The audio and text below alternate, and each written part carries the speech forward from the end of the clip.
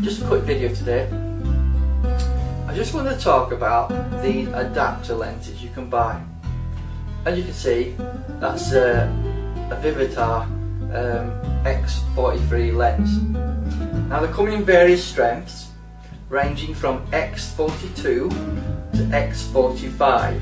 Now that is wide angle, straight wide angle, which means it'll get more in the shot than you would typically get. The X factor, the lower the number, the more you get in shot.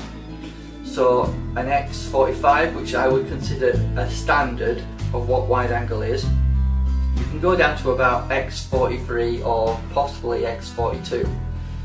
Beyond that point, the lens starts to bend lines, and a wide angle adapter lens suddenly becomes fisheye, even if it's very minor. The lower your number, the more dramatic the fisheye becomes.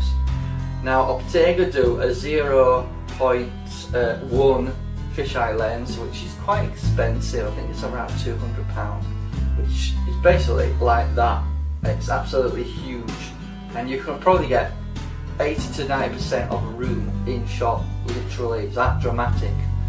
However, if you do go outside and try and use it, just keep in mind that lens flare could be a problem. And they do range in strengths, ranging from, as I said, that 0.1 all the way up to probably 0.41 or 42. And then you start getting into, after that, the wide angle lenses, where they try and avoid bending of straight lines. So generally an X45 shouldn't really bend any lines, and it's a good lens to have. But just keep that in mind. This other part of the portion of this video I wanted to talk about image quality as well on these. Now I do have about 8 or 7 of these, and I do want to report something that I have found out why people don't use these professionally, and it's because they're rubbish. I think if you're doing a review at close magnifications, you know, nothing in terms of infinity or anything that's distance, I think you might be alright.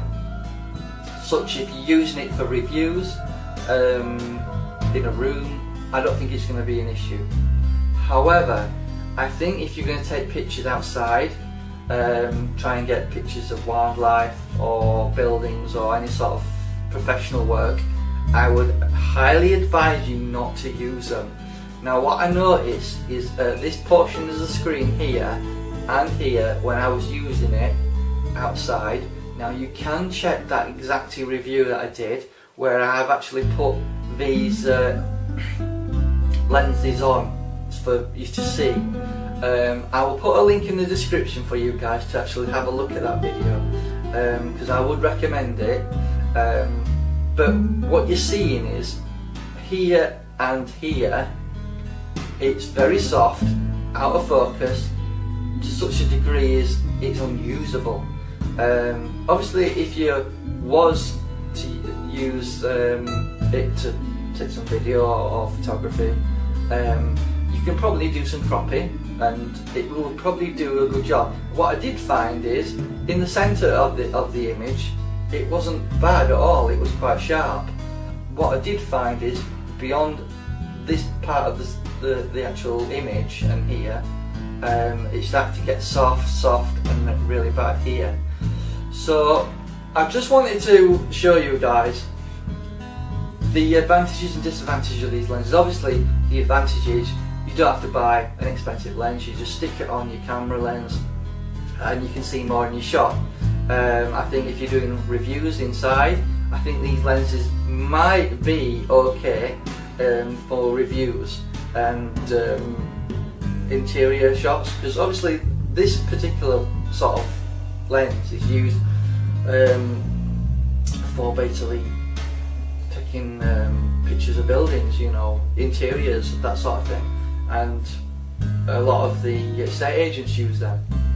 In the UK, that's what we call people who sell houses, by the way. I know you guys in America have your own different type of people that maybe call something different, I don't know. Anyway, I'll put a link in the description, as I said. I just wanted to tell you guys about the advantages and disadvantages of these lenses, and after using them I think I might stick to my SLR with my 17mm lens. So that's my roundup of these adapter lenses. Professionally, don't use them. If you're going to do video reviews, I would say you could probably use them and there shouldn't be an issue. I suspect these lenses are not very good at distance.